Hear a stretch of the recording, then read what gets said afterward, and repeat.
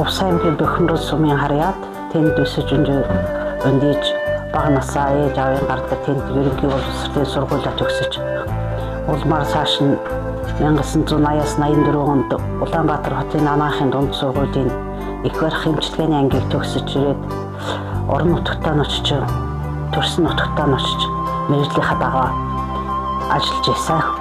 Энэ ажиллаж авах хугацаанд гэр бүлийнхаа хүнтэй танилцаж 1987 онд битээр гэр бүл болж амьдраад олон жил ажиллаж байгаа хугацаанд битээр 4 хүүхэд өсгөж хүн болгож сургууль соёлын төгсгсөн. Өнөөдөр манай том охин маань Дундгов аймагт шүүхийн шийдвэр гүйцэтгэлд ах тэслэх цолтойгоор шийдвэр гүйцэтгэгчээр ажиллаж байна. Дараагийн охин маань хавдар судлалын эмнэлэгт ажиллаж байна. Дараагийн хөө маань энд 0245 дугаар ангийн 1-р заставт орлогчдаараа ажиллаж байна. Дараагийн хүү маань оюутан 4-р курс сурдаг. Одоо ингээд энэ хүүхдүүдийнхээ ямар ч байсан ажиллаж амьдарч байгаа хугацаанд нь өрхөөхтэй бас сургууль соёлын төгсгөж амьдралын ажлын гараанд нь бас оруулж ажиллаж явж байгаадаа бас баяртай байна. Ингээд миний өрхөөхтүүд одоо цаашид ингээд өргөжлүүлээд бит хоёрын халааг аваад залгамжлан ажиллаж байгаад би бас баяртай байдаг. 1984-өөс 91 оны хооронд би Бөхмөрөл сумд эмнэлгийнхаа эмнэлэгтээ ажиллаж байгаад 1991 оны 9 сараас хойш Давстын 6 дугаар заставд очиж шилжиж очоод тэрнийхээ дагуу тэндээ ажиллаж холбооны курсанд 11 сард холбооны курсанд явсан. Ингээд 151 дугаар ангид холбоочны курсанд 3 сарын курсанд явж ирээд шууд Давстын заставтаа холбоочноор ажиллаж байсан. Тэр хугацаанд ажиллаж байхад намайг очиход бол холбоочноор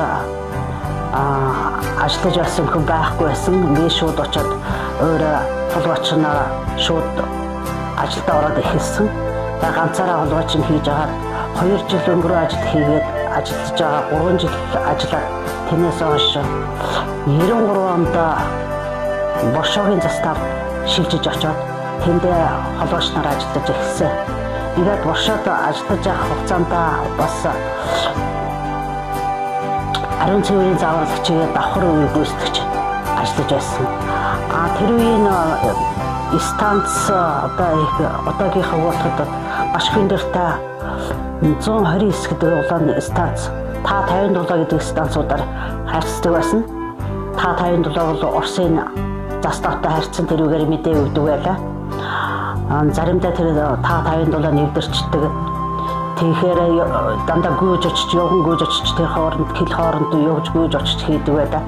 Холбоо бол ер нь тухайн үед бол станцын байдал бол хүндрэлтэй учраас бид нар өглөө ер нь 7:30-д ингээ холбоо ирлээ гэж бодоход ерөөсө дараагийн цагийн ингээ бүтэн 5-6 цаг ажилдаг холбоо ирдэг байсан. Одоо тэр үеийг бодоход одоо бол маш сайхан болсон байна. Холбоо бол ерөөсө асуудалгүй болсон байна. Тэр үед зөрчил маш их байсан. Ягаад гэвэл зэрэг эндээс 1-р заставаас аваад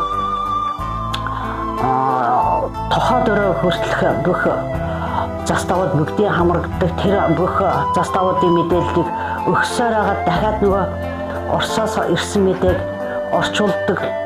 Орлогч маань орчуулдаг байлаа. Тэрийг орчуулсаар хагаад нөгөөдөг чинь дахиад шин над хэдэн ч цагийн дараа ирж болно.